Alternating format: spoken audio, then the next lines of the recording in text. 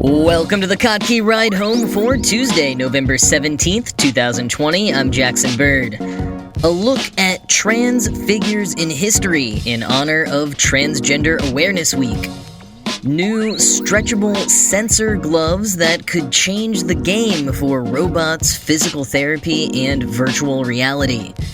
Liquid Death, the over-the-top canned water company, has released their second album of the year, plus a new release from Waffle House, and a quick extra detail about the Moderna vaccine to add to my rundown from yesterday. Here are some of the cool things from the news today. This week is Trans Awareness Week. Technically, it started last Friday and it goes until Thursday, which seems like a weird way to organize a week, but that's because it was started as a week-long build-up to the Trans Day of Remembrance, which always falls on November 20th, as opposed to like the third Friday of the month or something.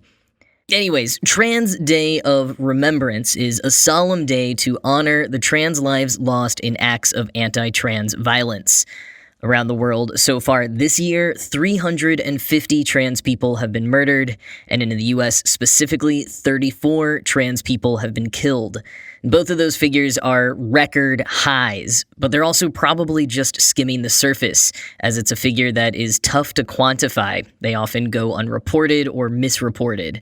And it's also important to note here that the vast majority of those individuals were trans women of color, especially black women, who face violence and discrimination at disproportionately high rates compared to any other population. If you want to learn more about how to take part in virtual vigils on the Trans Day of Remembrance this Friday the 20th, or learn how to take action in the long term, I'll put some links in the show notes. But mostly I want to talk today about Trans Awareness Week, which, as I said, occurs each year for the 7 days leading up to Trans Day of Remembrance, and it's a time to shed light on the experiences of trans people. The realities, the joys, the wins, but also, crucially, the challenges, the discrimination, and the work yet to be done. One of my personal favorite ways to spread trans visibility is by learning about trans people throughout history. Even though trans awareness has skyrocketed so intensely over the past 5 or so years that it can sometimes seem like trans people just sort of appeared amidst the culture wars of the 2010s, trans and gender nonconforming people have existed throughout time and across cultures. From the Hijra in India and Pakistan to the Mahu in indigenous Hawaiian cultures to two-spirit individuals in some Native American tribal nations. Different words have been used for self-identification, and different cultures and institutions have encouraged, or more often stamped out, gender nonconformity, as it were in their specific culture, in different ways. But the people themselves have always been around. One complication is that while you can look back at people history has tried to erase and guess at how they may have identified, it's complicated for a number of reasons. First, we can't go back and ask them. And if there are any records of their own self-identification, which is rare, it's possible it was misreported by newspapers or expressed under certain types of duress or legal or social pressure and therefore maybe slightly inaccurate to their true feelings. And even then, at least in the case of much of the Western colonized world, the language has changed significantly. It wasn't until the early 20th century that medical interventions like hormones and affirming surgeries began to be available, and they weren't widely available for a number of decades. So prior to that time, the idea that you would completely and entirely live as a gender other than the one that you were assigned at birth was much less common, although a lot of people still did it. And further, words like transsexual and later transgender wouldn't become commonplace until the mid to late 20th century. So it's not like you can do a search for the word transgender on JSTOR and find primary sources going back centuries with examples of trans people. But also, given those differences in phrasing and the reality of people's prospects, the way people conceptualized their gender would have necessarily been a bit different. Anyways, I bring all of that up to say that we can never really put 20th or 21st century labels on 19th, 18th, 17th, etc. century individuals. Some historians have developed litmus tests for guessing if a person could be identified retroactively as trans, or if they were perhaps just transgressing gender norms for other reasons, whether related to sexuality or social advancement or performance or any of the complicated and personal reasons one might do so. For example, there are tons of women throughout history who have dressed as men to serve in the military. Mulan, for example, although it's debated whether she was ever actually a real person who lived or just a figure in folklore. But she, like many other women throughout history who served as men in the military, went back to living as a woman after she served. One litmus test proposed by anthropologist James Cromwell is whether the individual continued living as a man after, in this case, returning to civilian life, and if they did everything they could to obscure their birth sex to the point of dying rather than seeking medical care, as many figures in history did. Historian Jenny Beeman continues this thread by saying, quote, "If the individuals continued to cross-dress when it was publicly known that they cross-dressed, or if they cross-dressed consistently but only in private, in either case, the important factor is that the people who cross-dressed did not receive any advantage or benefit from doing so other than their own comfort and satisfaction." End quote. Given that rubric, there are a number of people we can look back at throughout history and presume that they may have identified as trans or gender nonconforming in some way as we would say it now. Like Chevalier d'Eon, an androgynous French spy and Freemason who fought in the 7 Years' War. And Wiwa, a Zuni Native American and cultural ambassador to the U.S., and Mrs. Nash, a beloved Mexican laundress and midwife in the Dakota Territory in the 1800s. There's also Albert Cashier, an Irish immigrant who served in the Union Army during the Civil War, and Colonel Emilio Robles Avila, who fought in the Mexican Revolution, and who, like Cashier, continued to live as a man after the war ended until his death at age 95. And one of my favorite figures from history, Deborah Sampson, who served in the Revolutionary War as a man, and while she did live out her life as her birth sex of female, there's evidence she at least attempted to continue living as a man before social and financial pressures became too much. And what's interesting about Sampson, however, is that there is a novel about her life called Revolutionary, which was written by one of her descendants, a trans guy named Alex Myers. And of course, there are tons of figures from the 20th century, musicians like Billy Tipton and Wendy Carlos Williams, as well as folks that helped revolutionize medical treatment and social acceptance for trans individuals and who led the LGBT rights movement. Folks like Alan Hart, Roberta Cowell, Michael Dillon, Christine Jorgensen, Marsha P. Johnson, Sylvia Rivera, Stormy DeLarverie, Lou Sullivan, and so many others. If you are into history, I highly recommend checking some of them out to get a sense of some of the stories that have been largely erased from the narratives we've been told. I'll put a few links for further reading in the show notes, but in particular, I'll recommend a podcast called One from the Vaults, hosted by Morgan M. Page, which shares the stories of trans or gender nonconforming people from history, one per episode. And also the new Netflix documentary Disclosure, which looks particularly at how trans people have been represented on and off screen throughout the history of cinema. It's very well done and has been on a lot of the long lists for Oscar nods, so lots of reasons to check it out. In any case, I hope this deep dive made you a little more aware of a thing or two about trans people for this Trans Awareness Week.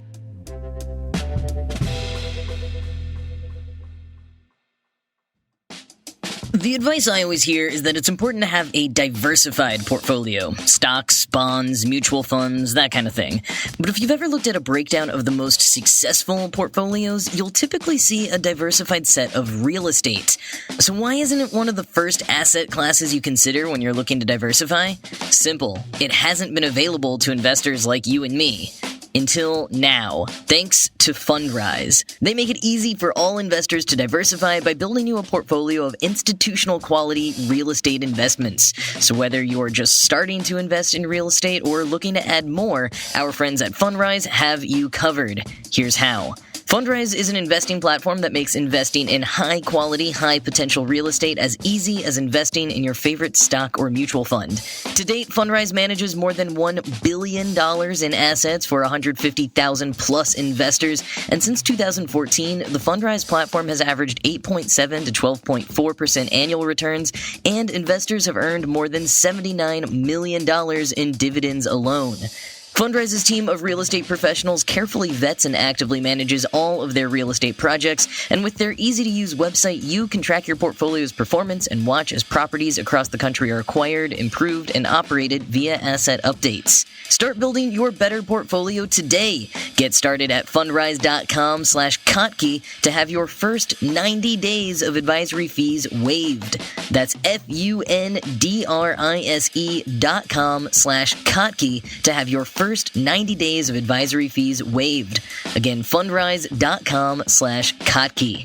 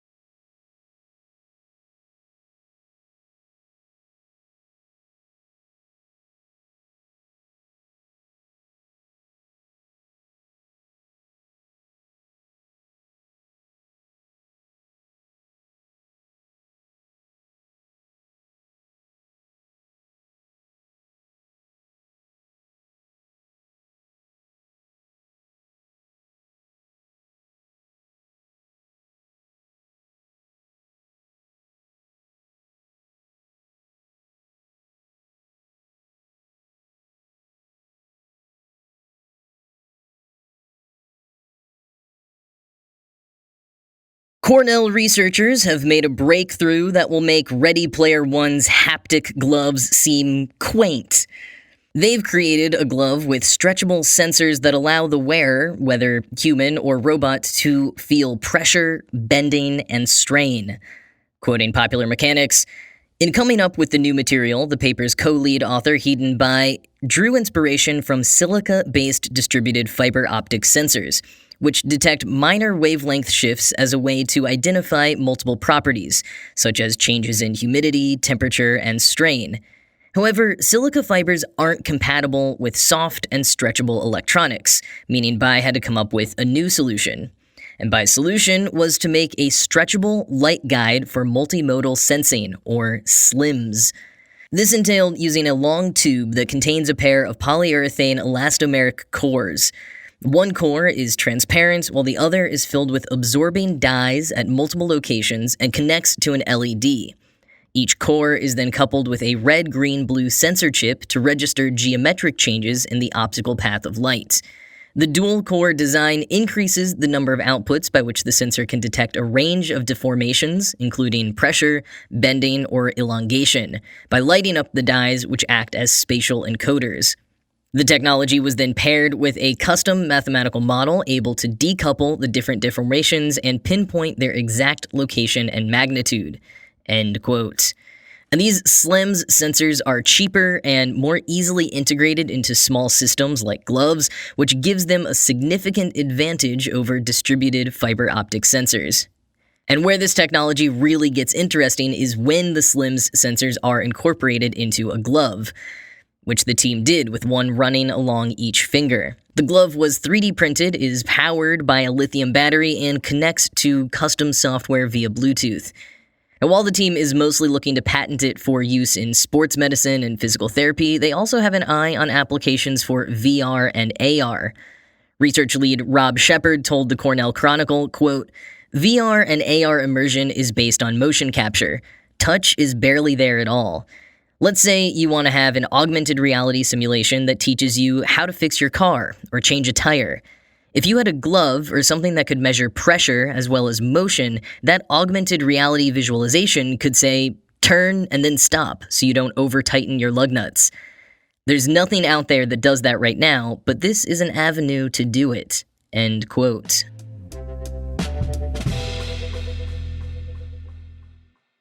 Do you know about Liquid Death?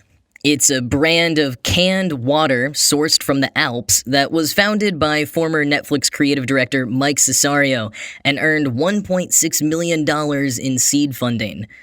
It's literally just mountain spring water, although they now also have a sparkling version, packaged in aluminum tall boys that are designed to look kind of like beer with big gothic fonts and melting skull designs, and a series of commercials that look straight out of an Adult Swim lineup, complete with a metal backing track and the tagline, "Murder Your Thirst."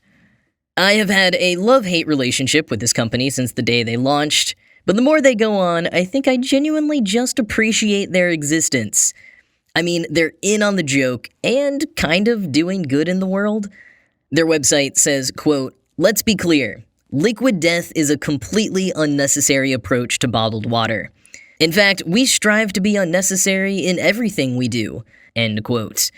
They state their mission as making people laugh and getting them to drink more water, in part by marketing their water in the same, quote, "unnecessarily entertaining ways that energy drinks, beer, and junk food do." They also point out that they sell their water in aluminum cans not just for the humorous effect of it looking like a can of beer, but also because, quoting again, "The average aluminum can contains over 70% recycled material. The average plastic bottle contains only 3%. Aluminum is infinitely recyclable. Plastic is not. In fact, plastic is not even technically recyclable anymore because it is no longer profitable to recycle. So many recycling facilities simply send plastic to landfills because they would go out of business trying to recycle it. Environmental economists now say it's actually better for the planet to throw your plastic in the trash so that it requires less trucking to get it to the landfill. Of all the aluminum produced since 1888, over 75% of it is still in current use." End quote. Liquid Thirst also donates 10% of their profits to the Thirst Project and other nonprofits engaged in fighting the plastic problem and bringing clean drinking water to those in need. Which is all great, but why am I talking about Liquid Death today? Because they just dropped their second album of 2020. That's right, part of their marketing strategy includes full-length albums, available on Spotify and pressed vinyl, of course. The first album from earlier this year was all metal, in matching with their commercials. This latest one is more punk, featuring collaborations with legends like Dan Andriano from Alkaline Trio, Tim McIlrath from Rise Against, Brendan Kelly from the Lawrence Arms, and Chris Barker from Anti-Flag. But both albums follow the same shtick. They're titled The Greatest Hates, Volumes 1 and 2, and the lyrics are made up entirely from actual hate comments that they've received online. And honestly, it's pretty great. I'm especially a fan of this second album musically, but even the track titles and lyrics are pretty great. Some highlights: "Your product is dumb," "Fire your marketing guy," "Liquid lame-o," "Reconsider your life choices," "Think it's funny to joke about eternal damnation," and "Huge tools," parentheses, "every single person involved." Again, you can listen to this latest album on Spotify or pre-order the colored vinyl on their website. And just one more quick weird drink thing while we're here. Waffle House has officially released their first beer. Called Bacon and Kegs. It's a bacon-infused red ale produced by Oconee Brewery in Georgia, and apparently actually smells like bacon when you open the Waffle House-themed can. Unfortunately, for me personally, it will only be available at Oconee Brewing in Georgia, so if you're in Georgia, please go have a pint in my honor so I can live vicariously through you.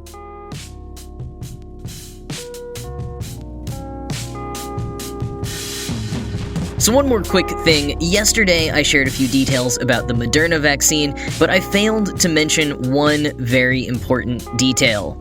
The research was funded in part by Dolly Parton. Yes, that's Dolly Parton. She donated $1 million to Vanderbilt University Medical Center as the Dolly Parton COVID-19 Research Fund, and that money has been going to an antibody plasma study, the Moderna vaccine study, and several other papers related to the virus. You can fact check this in Moderna's preliminary report in the New England Journal of Medicine, which is kind of cool to see. As people on the internet are jokingly saying, Dolly Parton cured COVID-19. Which, of course, is not strictly true at all, but really, what more could you want? Oh, what's that? You'd really wish she would put out another Christmas album? Well, lucky for you, she did that as well. A Holly Dolly Christmas dropped last month, just in time for your festive enjoyment. But that is all the Dolly news for today. I am now gonna go chug some liquid death. I hope you have a great rest of your day, and I'll talk to you again tomorrow.